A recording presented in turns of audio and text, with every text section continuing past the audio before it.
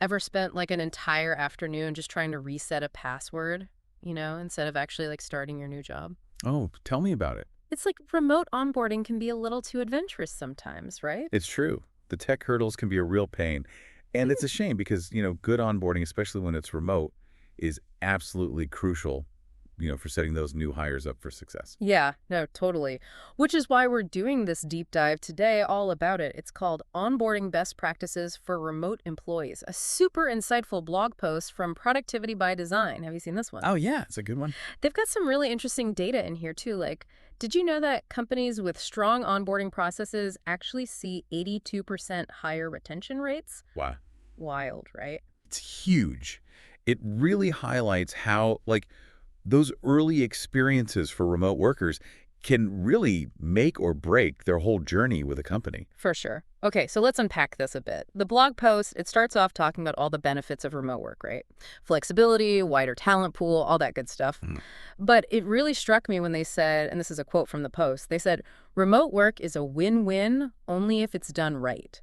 So that kind of begs the question, what makes it right from the get-go? Well, I mean, remote work just comes with its own unique set of challenges, right? Oh, yeah, for sure. It's so easy to feel isolated when you're not physically present in an office every day. And then you have the tech issues, which can become like major roadblocks if you don't have enough support from your company. And then there's that whole company culture piece, which is a whole other thing, right?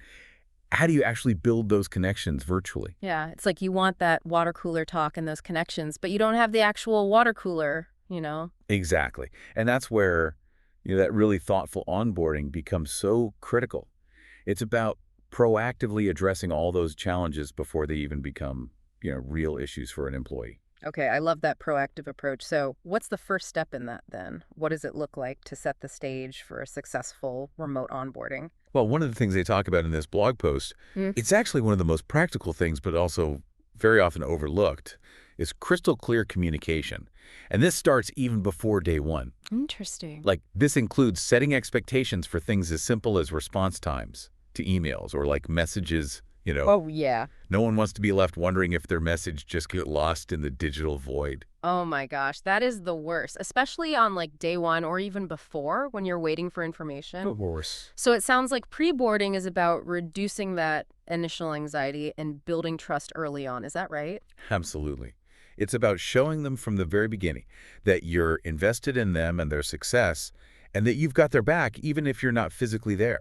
I imagine that feeling of being supported is even more crucial on day one when they actually start, right? 100%, yeah. I can't just be like a virtual handshake and good luck, you know? You're totally right, yeah. Day one is about way more than just logistics. It's really about conveying company culture remotely, which I think can be a really big hurdle for some organizations. Yeah, how do you replicate all those in-person connections when everyone's working remotely from who knows where? Right. It's tough. I'm picturing those like awkward virtual icebreakers and it's just rough. I know exactly what you mean, but it doesn't have to be that way. Actually, the blog post gave a great example of this. They called it virtual coffee breaks. Virtual coffee breaks. Okay, that sounds significantly less painful than whatever my brain just conjured up. So, how do those work? Basically, just think of it like dedicated time for those informal connections you'd normally have in an office. It could be like a recurring meeting just for new hires to chat with each other, or maybe they get paired up with somebody from a completely different team each week. Mhm. The point is, it's not about work. It's just about building those relationships organically, kind of like you would if you bumped into someone in the hallway.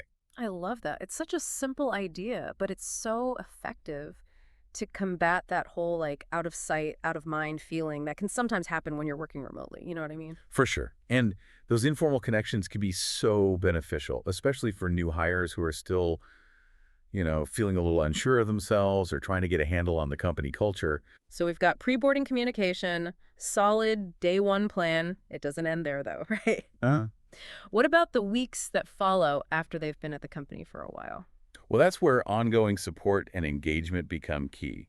Right. And for your listeners who are all about efficiency, which I'm sure is most of them, this is where it gets really interesting. Efficiency is key for me, definitely. I've sat through so many pointless training sessions where I'm just like, can I get these hours back? Oh, totally. I think we've all been there. Yeah. The good news is it doesn't have to be that way. Mm. This blog post we're talking about, actually, they really emphasize the need for accessible training materials, Yeah. stuff that's actually designed for remote employees. So we're talking like content that's easy to find, easy to understand, available whenever they need it. Exactly. And it's not even just about like delivering the information. Yeah. It's about creating a culture where those remote employees actually feel comfortable asking questions and reaching out for guidance when they need it. Oh. And celebrating their successes too. Yeah, because even a virtual high fives can go a long way, right? Right. Especially when you're still new and figuring everything out. 100%.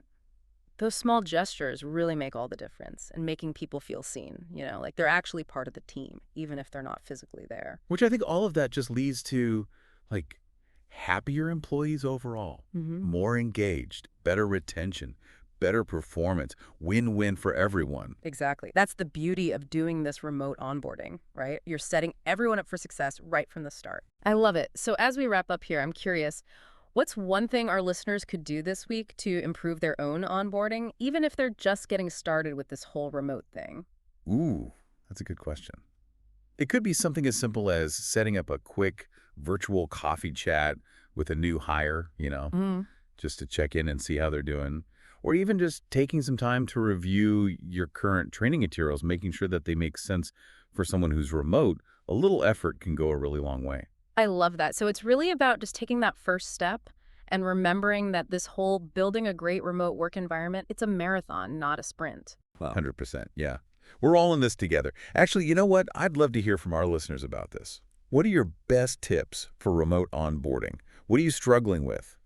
Head over to our social media pages and let us know. We want to keep this conversation going. Yes, definitely. Keep it going. Tell us what's working, what's not, all that. And until next time, happy onboarding, everyone.